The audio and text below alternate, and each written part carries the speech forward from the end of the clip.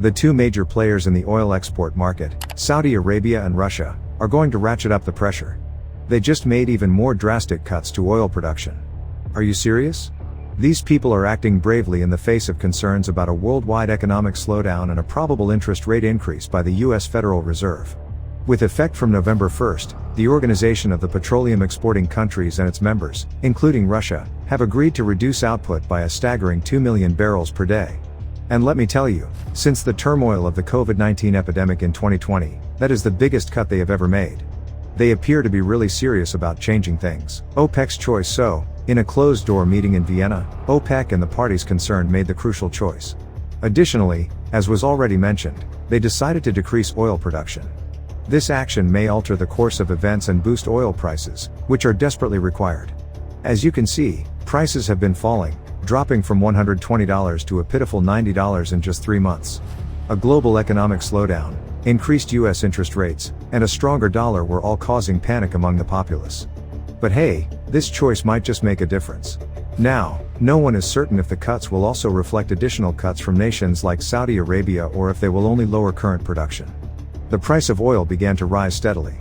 To a sweet $92.15 per barrel, Brent crude increased by 0.38%.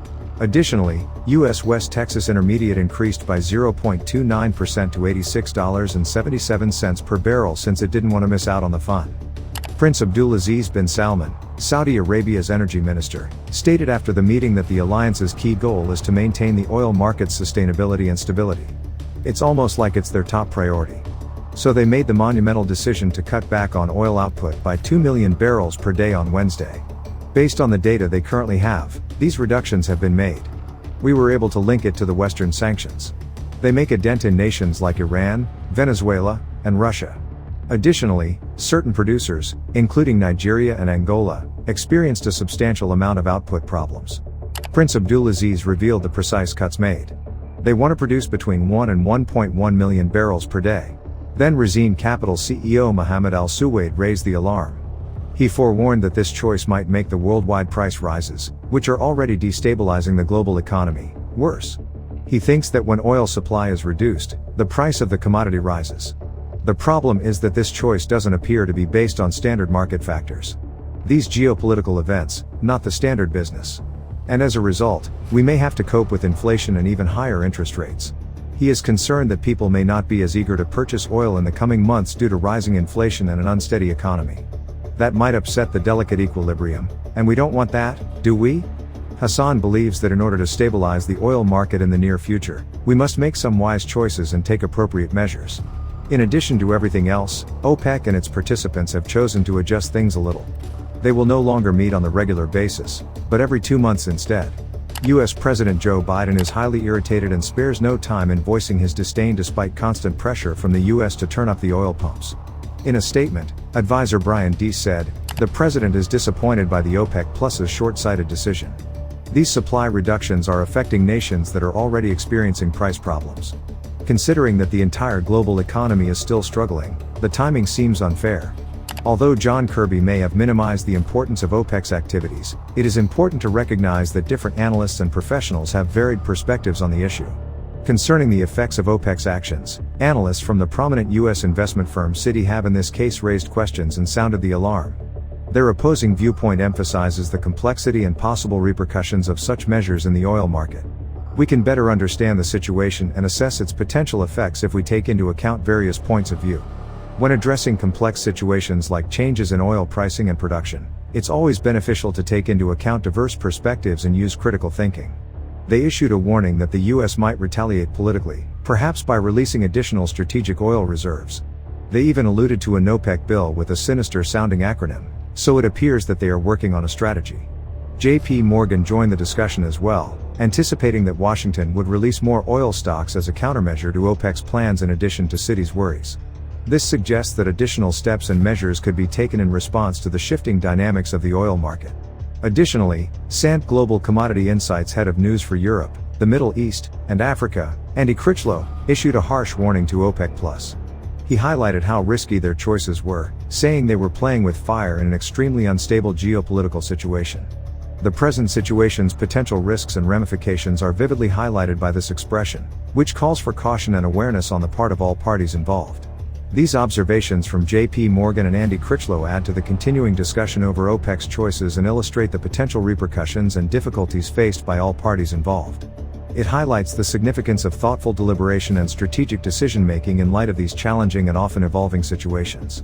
When it comes to oil, Saudi Arabia and the other OPEC Plus members aren't just concerned with making a quick profit. Their major objective is to maintain stability and prevent market fluctuations. However, they aren't aiming for any one particular price. Suhail al-Mazroui, the UAE's energy minister, made it clear prior to the meeting that the technical aspects of the decision-making process take precedence above politics. They are not attempting to manipulate politics through OPEC Plus in any way. There was no better time for OPEC Plus to make this significant choice. The global oil market, particularly in those European nations, is in a bit of a jam, as you can see. Since the Russia-Ukraine war, they have been attempting to wean themselves off Russian energy exports. The King Abdullah Petroleum Studies and Research Center has released this report, as of late. They claim that the oil market would become even more complicated if those Western nations imposed any meaningful restrictions on Russia. These academics claim that it won't be simple to find alternatives to Russia's energy exports. Because they weren't reliant on Russian imports to begin with, the US and Canada were able to swap imports deftly. But which of those European nations? Well, they have a big task ahead of them. To meet their energy demands, they have been relying on Moscow quite a bit. Due to the kingdom's reduction in crude oil production, Saudi Arabia's net foreign assets fell by as much as $16 billion in July, the worst decrease since the start of the epidemic in 2020. According to figures from the Saudi Central Bank quoted by Bloomberg, the reserves in net foreign assets decreased to their lowest point since 2009. These funds were down to $407 billion. In addition to its quota, Saudi Arabia is reducing its crude oil production by 1 million barrels per day, BPD, until September as part of the OPEC Plus alliance's cuts, which started in May. When Saudi Aramco announces its first performance-linked dividend in September, analysts anticipate a boost in the country's foreign reserves. Earlier this month, Aramco announced its intention to pay out performance-linked dividends over the course of 6 quarters, starting in the third quarter of 2023. The lower oil prices compared to last year and the decreased Saudi oil production, which the kingdom uses to try to raise oil prices, have hurt Saudi Arabia's finances thus far this year.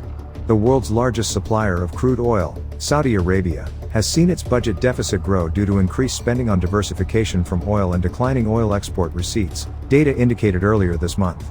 The Saudi government's deficit increased by 80% from the first quarter to the second quarter of 2023, reaching $1.4 billion, as spending on capital projects and social benefits increased. The report showed that while non-oil income increased significantly, oil revenues only slightly increased when compared to the first quarter and fell by 28% when compared to the second quarter of 2022. Due to the oil output reductions the world's top crude exporter is putting in place in an effort to stabilize the market, Saudi Arabia's GDP is predicted to grow by a significantly slower rate this year than it did last year, 8.7% growth. What are your thoughts on Saudi Arabia and OPEC Plus, and do you think they can collapse the US economy? Let me know down below.